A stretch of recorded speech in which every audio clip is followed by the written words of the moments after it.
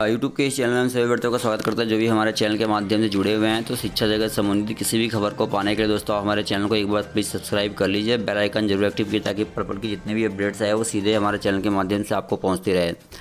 आज की वीडियो काफ़ी महत्वपूर्ण होने वाली है क्योंकि आज पटना हाईकोर्ट में एक निर्णायक फैसला होना था। क्या वो फैसला होगा या नहीं होगा, इसे लेकर अभ्यर्थियों के जो कमेंट थे उसमें पूछना था। तो बिल्कुल दोस्तों ये सुनवाई होगी आज, और देख सकते हैं यहाँ पे लिखा हुआ है, आप देख सकते हैं इसमें इन्होंने कहा है 26/5/2021 को सीटेट एक्ट केस देख सकते हैं 95/74/2020 चीफ जस्टिस के बेंच में लिस्टेड है, सुनवाई की संभावना है। तो देखिए यहाँ पे आज यानी कि 26 आज है। देखिए ये कल अपडेट आई थी, लेकिन देखिए आज मैं आपको बता दूं कि 26/5/2021 सीटेट एक्ट का जो केस है चीफ जस्टिस की बेंच में जो है लिस्टेड है, और 4 नंबर पे दोस्तों ये केस जो है वो लिस्टेड है, देख सकते हैं। और मैं आपको दिखाता हूँ यहाँ पे, आप ये देखिए, ठीक है। यहाँ पे आप देख सकते हैं दोस्तों कि CWJC जो है हमारा है, मैं आपको दिखाता हूँ यहाँ पे, देखिए 95/74 देख सकते हैं, 95/74 आप देख सकते हैं। 4 नंबर पे आप देख सकते हैं दोस्तों ये लिस्टेड किया गया है, Arun Kumar Singh with state of Bihar, ठीक है। वैलिडिटी ऑफ एक्ट, ठीक है, वैलिडिटी के लिए था सीटेट एक्ट वाला जो केस था ये, ठीक है। ये भी काफ़ी ज़्यादा इससे भी बहाली की प्रक्रिया बाधित हुई है। तो ये 4 नंबर पे लिस्टेड किया गया है, जैसा कि आपको स्क्रीन पे दिखाई दे रहा होगा, और इसकी पूरी की पूरी संभावना प्रबल बनती है। तो अब ये बात समझ में आती है कि भाई आज कहीं ना कहीं पटना हाई कोर्ट में इसकी सुनवाई होगी, और जैसे ही इसकी सुनवाई होती है कुछ ना कुछ सकारात्मक पहलू सामने उभर के आएगा, क्योंकि इसके बाद जो ब्लाइंड केस का मामला जो पटना हाई कोर्ट में मेंशनिंग के लिए फिर से शिक्षा मंत्री ने गुहार लगाया है, जैसा कि मैं आपको दिखा देता हूं यहाँ पे। पहले तो आप ये देख लीजिए, नोटिस आप देख सकते हैं, kindly taken notice that the remaining business of the listed 17/5/2021 से लेके सेल बी टेकन अप 26/5/2021 यानी कि 26 तक इन केसों को लिस्टेड किया गया है। उसमें देख सकते हैं आप 12, 18, 40 नंबर पे 40 यानी कि देख सकते हैं ये 40 नंबर पे ही है, लेकिन यहाँ पे इसका नंबर 4 दिया गया है, यानी कि इनका जो क्रम है 4 है, और केस नंबर देखिए यहाँ पे 40 पे लिस्टेड है, ठीक है। वो देखिए सुनवाई के लिए कौन कौन से 40 भी है, 58 है डेली लिस्टेड टू 10 देख सकते हैं। तो ये जैसा कि आप लोगों को कहना था कि भाई जो छुट्टी पड़ गई है ग्रीष्मकालीन, तो पटना हाई कोर्ट बंद होगा, तो ऐसे में क्या सुनवाई होगी। तो मैं आपको बताऊं दोस्तों, कहीं ना कहीं जो सुनवाई की प्रक्रिया है वो चल रही है, इसमें कोई विलम्ब नहीं होगा, वो प्रक्रिया जो है वो अपनी वो चल रही है, ठीक है, जैसा कि आपको स्क्रीन पे दिखाई भी दे रहा है यहाँ पे, ठीक है। तो देख सकते हैं डेली इन केसों की जो है वो दोस्तों सुनवाई होगी 9, 29 देख सकते हैं, 40, 42, 44 देख सकते हैं, इस तरीके से ये लिस्टेड हैं, और इनकी सुनवाई जो है वो डेली हो रही है, ठीक है। तो इसमें पूरा का पूरा देखिए ये लगाया गया है कि भाई ये सुनवाई होगी। देखिए आगे लिखा है बंदी में भी लगाई है कोर्ट से गुहार। देखिए अच्छी खबर आ रही है, शिक्षा मंत्री विजय चौधरी ने कहा कि राज्य सरकार शिक्षक बहाली को लेकर कितना तत्पर है, इसका अंदाज़ा इससे लगाया जा सकता है कि सरकार ने कोरोना के कारण कोर्ट बंद रहने के बीच भी चीफ जस्टिस से ये गुहार लगाई है कि शिक्षक नियुक्ति के मामले पर विशेष सुनवाई की जाए। पटना हाई कोर्ट के चीफ जस्टिस ने इस पर रजामंदी भी दे दी है, उन्होंने सुनवाई के लिए डेट भी फिक्स कर दिया, लेकिन जिस दिन सुनवाई होनी थी उसके 2 दिन पहले चीफ जस्टिस खुद कोरोना के संक्रमित हो गए थे। वे लगभग 1 महीने अस्पताल में भर्ती रहे, लिहाजा सुनवाई ही नहीं हो पाई। देख सकते हैं गुहार तो लगाई थी, लेकिन देखिए मैं यहाँ पे भी दिखा देता हूँ क्या बोले मंत्री। दरअसल बिहार में करीब 98,000 शिक्षक नियुक्ति का मामला लंबे समय से लटका हुआ है।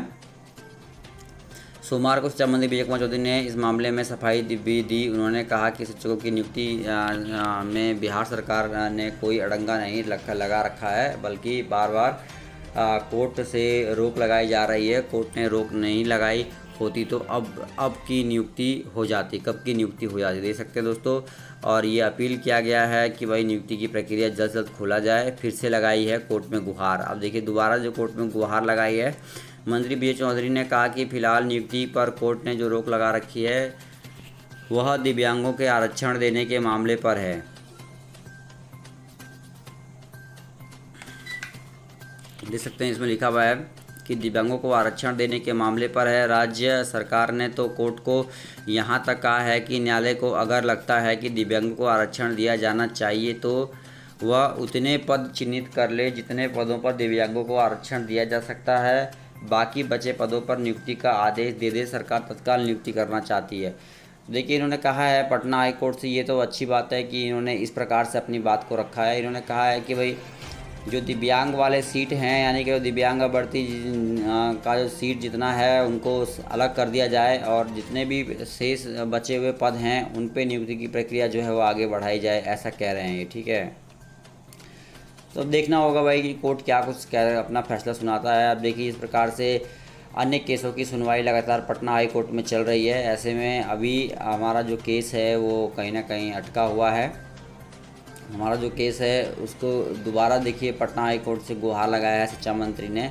ठीक है, अब देखते हैं कि भाई कितना ये सार्थक सिद्ध होता है दोबारा जो गुहार लगाई गई है। ठीक है, और देख सकते हैं दिव्यांग आरक्षण के मामला जो था ये काफ़ी ज़्यादा गंभीर है, आप देख सकते हैं। और जिस प्रकार से कोरोना काल में भी शिक्षा मंत्री ने दोबारा गुहार लगाई है, तो उसे लेकर देखिए पटना से ये खबर थी कि विजय कुमार चौधरी जो शिक्षा मंत्री हैं इन्होंने तत्काल नियुक्ति की प्रक्रिया को देखिए प्रारंभ करने के लिए कोर्ट से अपनी बात रखी है। बिहार में 98,000 नियोजित शिक्षकों की बहाली पर शिक्षा मंत्री विजय चौधरी ने बड़ा बयान दिया है। उन्होंने कहा है कि सरकार को तत्काल नियुक्ति करना चाहती है, लेकिन कोर्ट ने रोक लगा रखी है।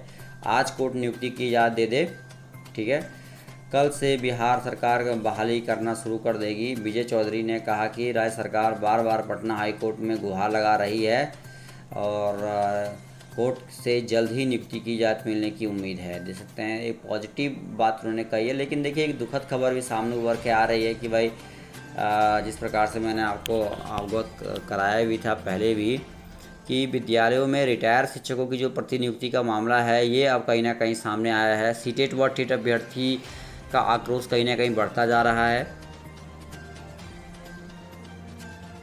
देख सकते हैं सीटीटी व टीटी पास अभ्यर्थियों की बहाली पिछले 3 वर्षों से लटका कर सर रखा गया है और इस नीति का परिणाम यह है कि बहाली अभी तक रुकी हुई है।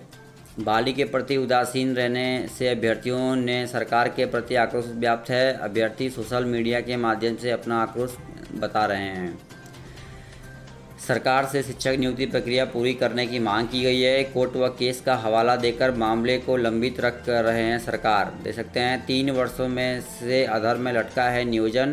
बेरोजगार अभ्यर्थी नियुक्ति के इंतजार करते करते थक चुके हैं, लेकिन शिक्षा विभाग द्वारा बार बार कोर्ट का हवाला देकर नियुक्ति प्रक्रिया को रोक दिया जाता है। उन्होंने कहा कि 2012 की शिक्षक बहाली प्रक्रिया 2021 तक पूरा नहीं होना सरकार की घोर लापरवाही है।